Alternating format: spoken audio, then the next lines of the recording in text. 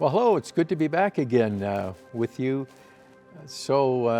Encouraged by all that the Lord's doing in our church and in our lives. And we put a lot of heart into these devotionals because we just want to be an encouragement to you anytime in the day that you get to tune in and receive encouragement. That's our heart in doing all these things. I'm John Luttman. I'm a discipleship pastor here at Life Point, and just wanted to comment on our study this week on Gideon. And I remember a number of years ago now, Jan and I were able to take a group of people on a trip to Israel. It was just a thrilling thing to do. I wished everybody could do that at least once in their life.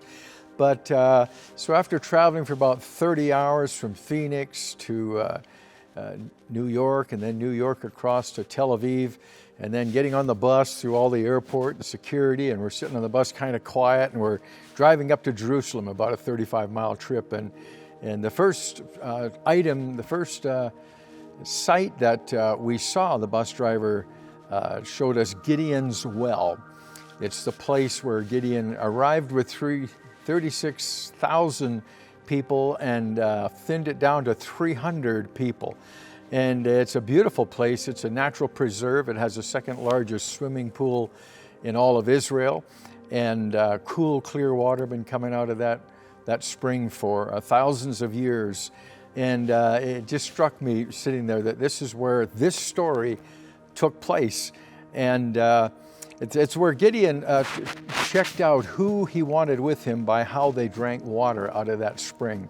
Those that went down like a dog and just sucked it up, he set aside, and those that scooped the water up in their hand were more alert and more cautious. And but in that story, we have, it starts with Gideon receiving that word from the angel, where the angel came and sat beside the great tree at Ophrah, which belonged to Joash of the clan of Abiezer.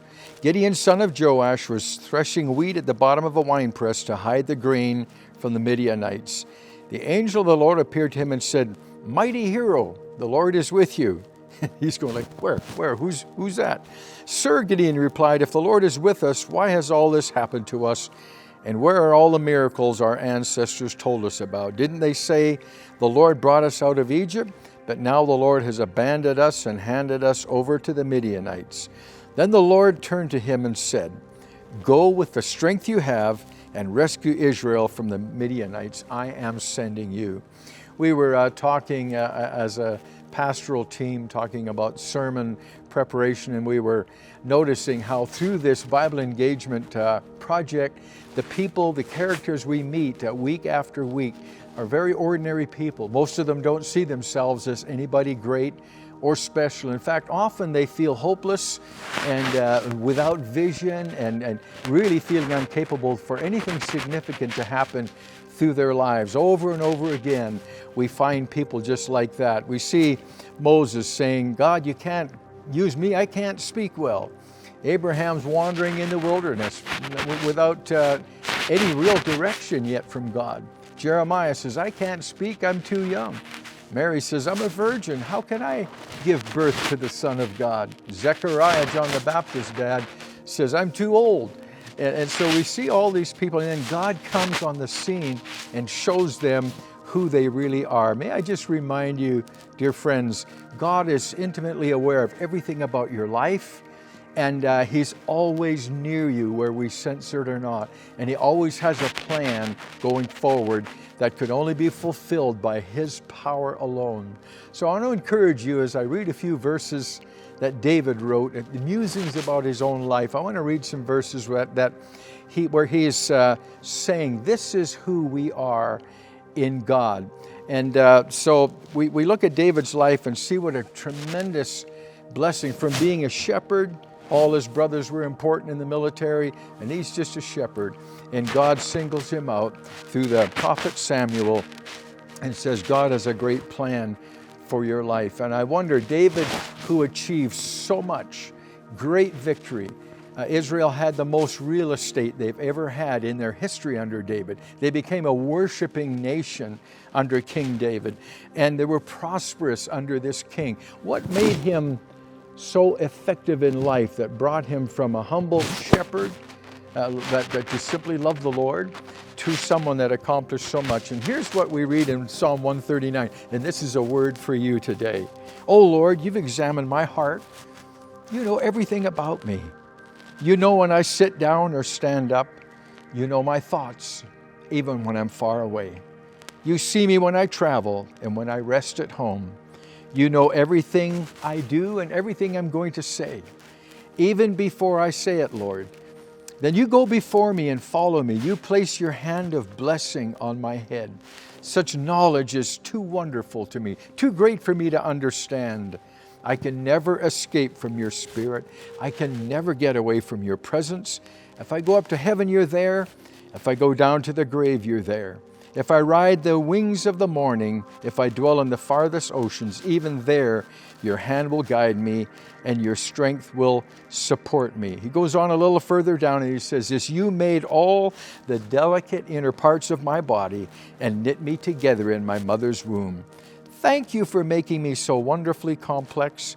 Your workmanship is marvelous. How well I know it.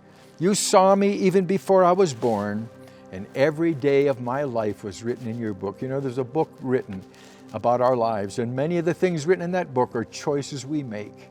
And I'm just telling you today, we can begin to write a new story, a greater story, by believing the God who loves us, by seeking His face, by reading His Word, and by engaging in His great plan and His high destiny for each of our lives. He says this, I can't even count your thoughts about me. They're more than the grains of sand. When I wake up, you're still with me.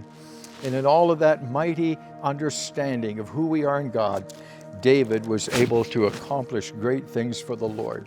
And I want to close with the verses that David, the prayer that David closed this chapter with when he said, search me, O God, and know my heart. Test me and know my anxious thoughts. Point out anything in me that offends you, and lead me along the path of everlasting life. God bless you, dear brothers and sisters. May He lead you along the path and reveal His greatness and unfold His plan in greater detail in each of our lives. One of the great secrets of the lives of all of these that God called from insignificance into greatness was that they were engaged in His Word and they loved Him. And let me encourage you, if you haven't already got involved in our Bible engagement plan, get the app on one of your devices. You can download. If you need help with that, you can go to the point after services Sunday morning, and Jory or someone will help you out there. It's a great thing that we're doing, and we invite you to be a part of it. Remember this, God has created you with great purpose and high destiny, and may He bless you.